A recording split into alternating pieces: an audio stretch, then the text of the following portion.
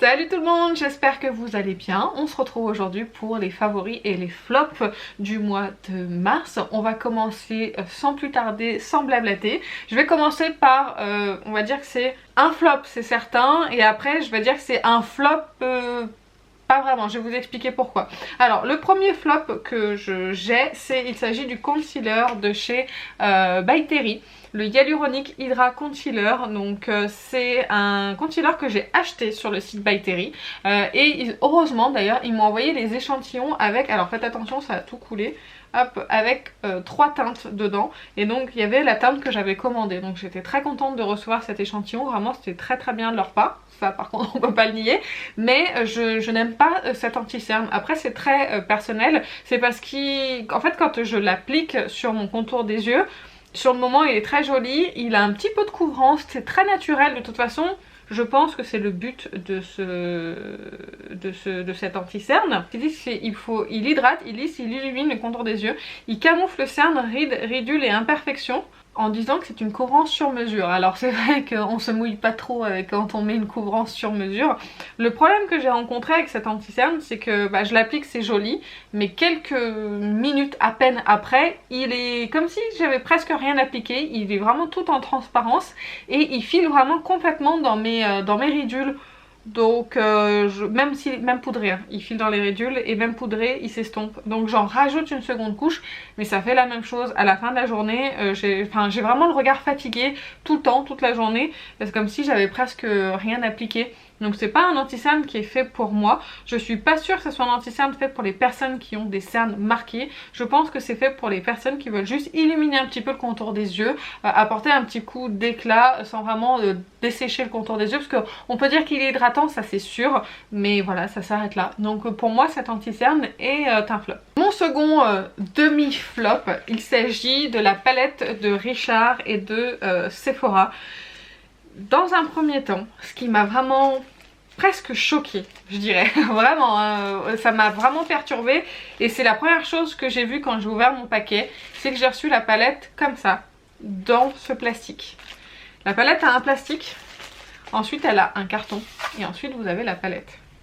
Je ne comprends pas ce plastique en plus. Je suis pas une écolo, je fais quand même attention un petit peu dans ma vie aux déchets, ce genre de choses, mais là, rajouter ça inutilement, ce plastique comme ça, et je suppose du coup que ça a été fait sur toutes les palettes, parce que j'en ai vu, parce que Richard a reposté des déballages de colis, de commandes de ses abonnés, et on la voyait, ce petite pochette en plastique qui m'agace vraiment fortement. Je peux vous assurer que je suis pas agacée par grand chose, je me dis qu'on fait comme on peut, on fait comme on veut dans la vie, mais ça, ce genre de choses inutiles, ça a tendance à vraiment m'énerver, surtout que quand je commande une palette à une centaine d'euros de Natasha Denona, j'ai pas ce plastique là et je m'en plains pas du tout, parce que même si on a le carton qui est un tout petit peu rayé ou autre, ça justifie pas ce plastique. Alors qui a décidé de mettre ce plastique? Sephora?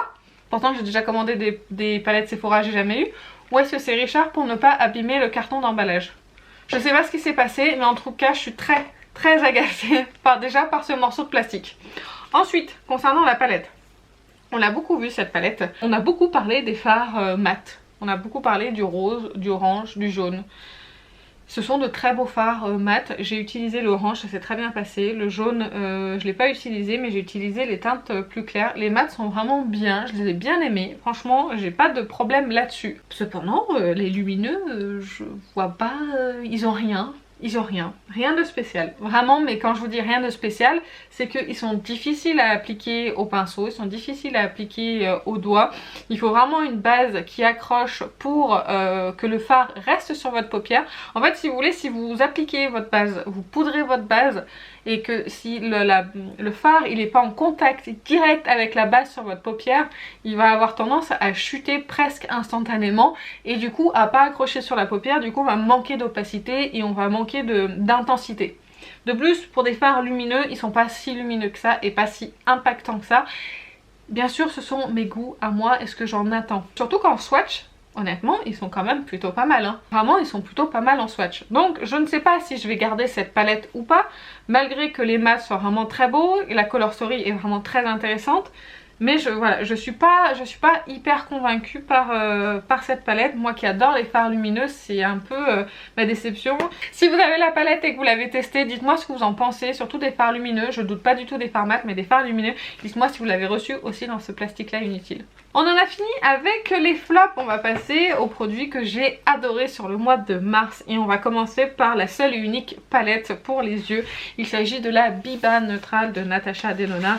Je suis une fan de la marque Natasha. J'essaye toujours d'être objective quand je parle de ces produits là parce que c'est vrai que j'aime tellement la marque que du coup parfois je pourrais peut-être m'emballer, hein, ça peut arriver. Mais vraiment... c'est une palette que j'ai douté pendant très longtemps parce qu'elle n'a pas beaucoup de fards lumineux. Mais je l'ai beaucoup utilisée. J'ai utilisé beaucoup de fards. Et franchement, je l'aime bien. Ce que j'aime beaucoup avec Natasha, et je le répète sans cesse, c'est que c'est facile d'application. On se trompe pas, un phare mat en creux de paupière ou un phare lumineux sur la paupière mobile et ça passe. Et c'est facile, c'est rapide et c'est impactant. Donc on n'a pas besoin de travailler ces fards pendant des heures et des heures pour avoir un joli résultat sur la paupière. Donc c'est vrai que j'aime beaucoup cette palette. C'est une palette de neutre. C'est tout ce que j'aime pour me maquiller au quotidien. Il y a du tout, pardon. Il y a du noir, vous avez du beige, du gris, vous avez des couleurs un petit peu plus chaudes, vous avez du marronné, vous avez un moutarde. Enfin vraiment j'aime beaucoup. J'aime beaucoup cette palette et c'est pour moi un gros favori de ce mois-ci. Même si elle coûte très cher, c'est quand même un investissement, hein, 85 € avec un moins 25%, c'est quand même pas donné. C'est un achat qu'il faut réfléchir, mais si on connaît Natasha Denona en général, on sait la qualité et on n'est pas trop déçu. Ah, j'ai oublié de vous parler d'un produit qui n'est pas dans mes flops mais qui n'est pas dans mes tops, j'ai oublié, après ce sera que des favoris. Il s'agit de la CC Water de Herborian. Je vous ai fait une vidéo dédiée à ce produit là sur YouTube et je vous ai pas redonné d'autres avis, je vous ai laissé comme ça. C'est bien. Et du coup je me suis dit que j'allais vous en reparler aujourd'hui. Alors je l'ai réutilisé après la vidéo test pour savoir si c'était toujours... j'avais toujours le même avis et j'ai toujours exactement le même avis. C'est un produit qui n'est pas vraiment fait pour moi, que quand on l'applique il y a une teinte. On le voit quand on se démaquille, mais quand on l'applique je vois pas vraiment de différence. Après c'est un produit qui se veut assez léger, un espèce de, ils disent un perfecteur de peau.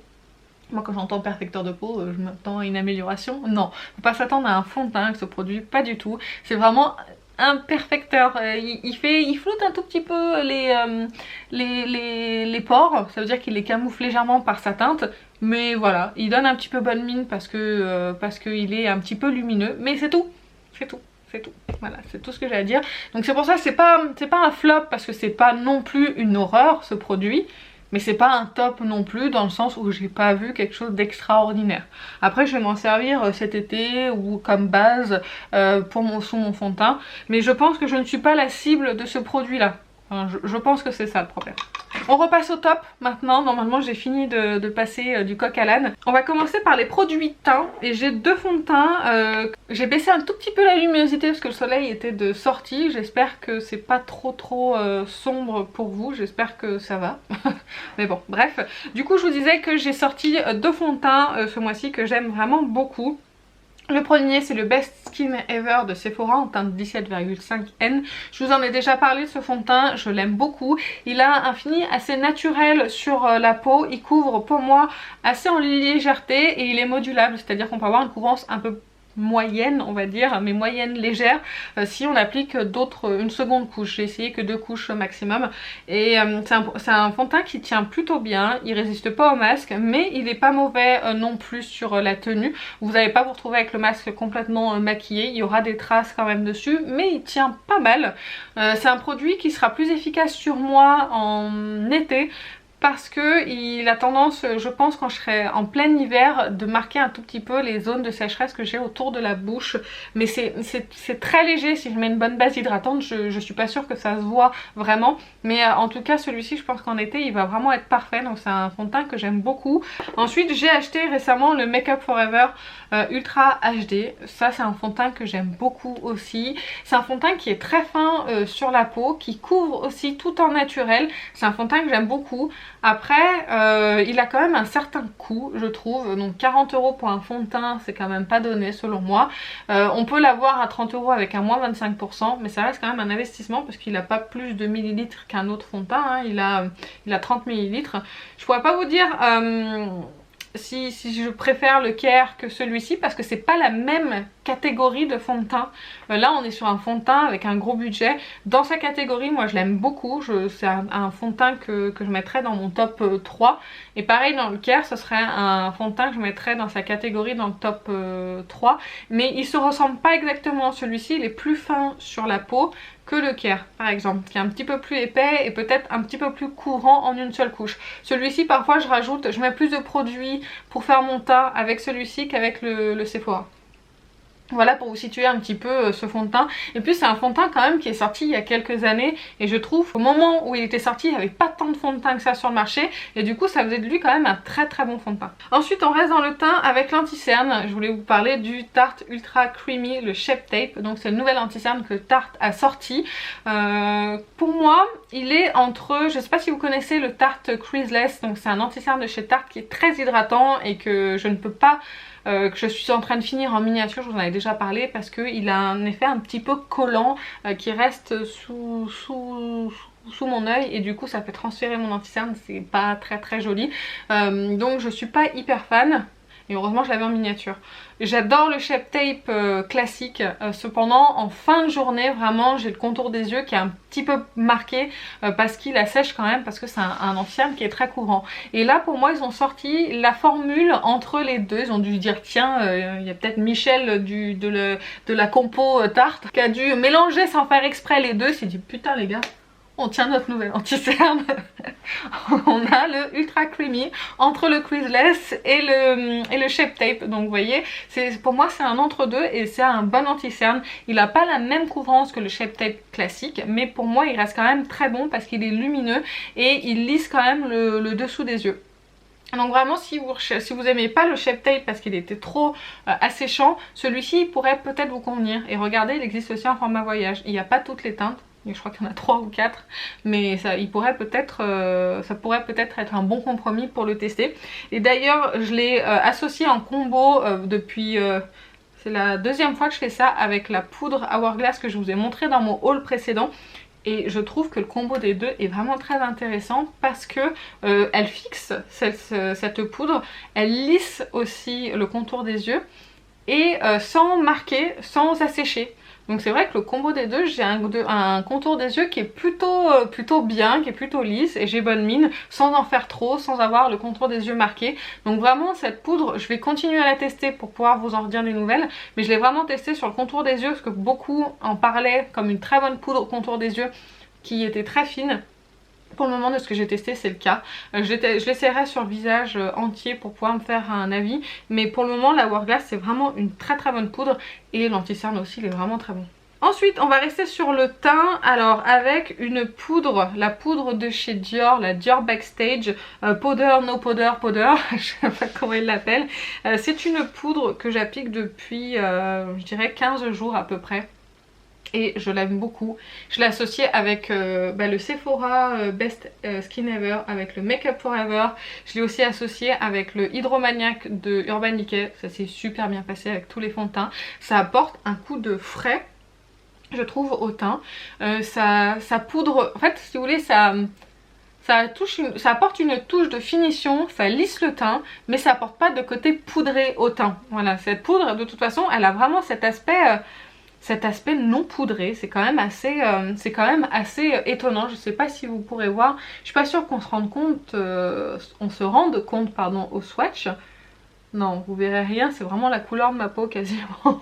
Ouais, quand je l'estompe c'est vraiment la couleur de ma peau, mais elle a cet aspect elle floute vraiment, elle lisse et elle rend le teint joli, lumineux, naturellement. Et j'adore ce type de produit là, c'est tout ce qui me correspond hein, de toute façon par rapport aux poudres matifiantes. Moi c'est pas trop mon truc, de toute façon j'en ai pas besoin. Mais vraiment, je trouve cette poudre vraiment excellente. Elle coûte 41 € et vous avez droit je crois au moins 25% sur cette poudre là sur le site Sephora. Donc profitez-en.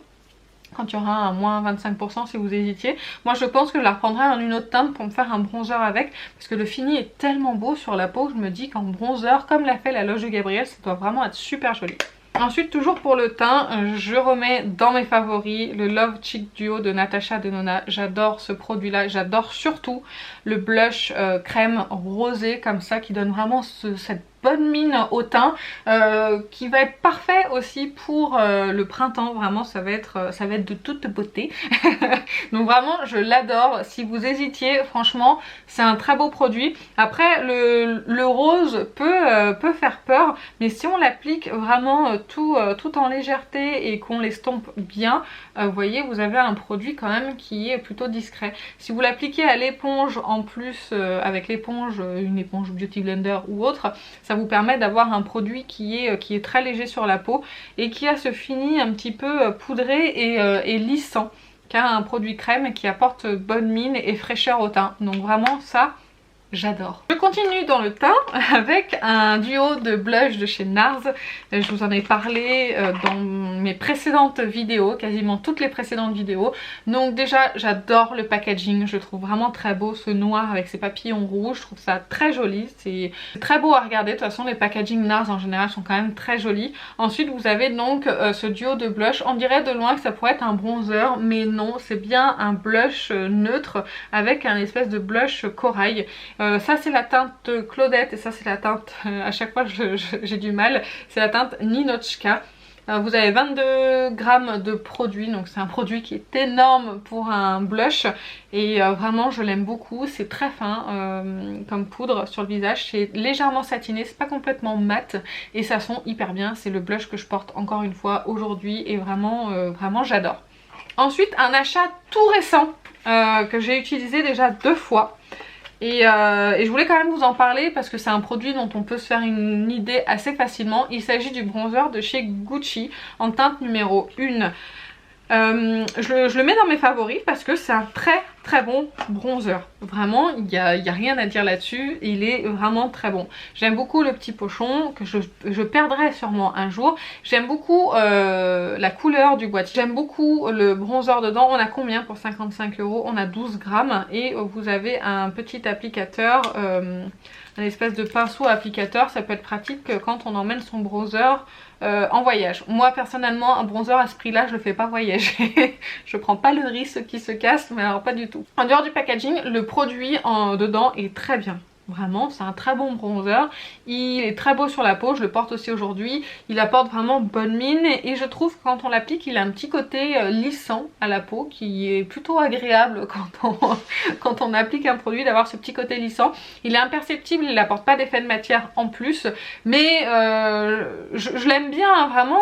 Mais je trouve qu'il n'est pas exceptionnel comme on l'a entendu parler de partout. C'est un très bon produit que j'aime beaucoup, que je vais utiliser, que je suis très contente d'avoir acheté. J'ai aucun regret, vraiment c'est un magnifique objet et en plus de bonne qualité. Parce que des fois les produits de luxe, vous avez des beaux produits qui sont très chers mais après dedans vous n'avez pas la qualité qui va. D'ailleurs pour le prix, je pense que je vais garder la boîte en carton. On continue dans le teint et toujours un blush, mais alors celui-ci j'arrive pas à m'en séparer. Le blush Kiko, mais c'est de la gamme Lost in Amalfi, c'est le Baked Blush 01 First Sunrise. Mais j'adore tellement ce blush, je peux pas m'en séparer, il est tellement joli. Et là en plus avec le printemps là qui arrive, il va être parfait pour avoir un look bonne mine. Donc vraiment les blushs Kiko comme ça cuits, surtout celui-ci, j'adore. J'ai dit beaucoup j'adore dans cette vidéo, mais vraiment je les aime beaucoup.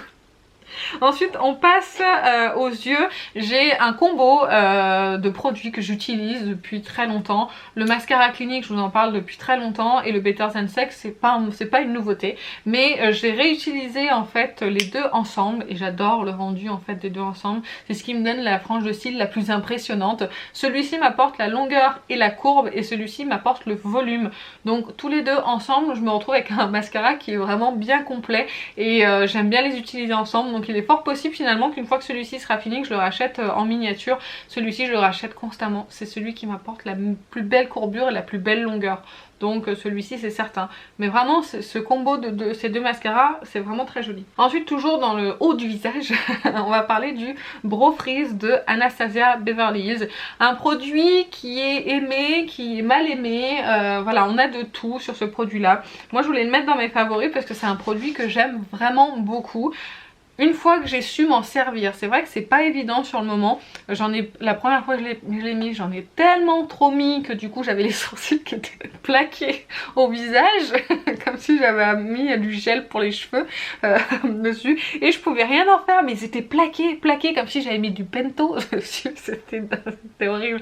J'ai dû nettoyer mon sourcil pour enlever la cire et recommencer. Donc maintenant je sais qu'il faut en prélever un tout petit peu avec le goupillon, je le frotte un petit peu sur ma main pour enlever l'excédent. Et après je l'applique, mais je l'applique après avoir mis mon crayon à sourcils et pas avant, parce qu'une fois que ce produit est sec, si vous voulez travailler quelque chose par dessus, le seul problème c'est que il va faire des petites, il va s'effriter un petit peu blanc. Je vous l'avais déjà dit ça dans une précédente vidéo. Il a tendance du coup à faire comme un gel pour les cheveux pour les hommes. Quand on frotte un gel, et ben ça fait exactement la même chose, ça fait ces petits résidus blancs, ça fait exactement ça. Donc si jamais vous l'appliquez, il faut, pour moi, une fois qu'il est sec, il faut plus le toucher.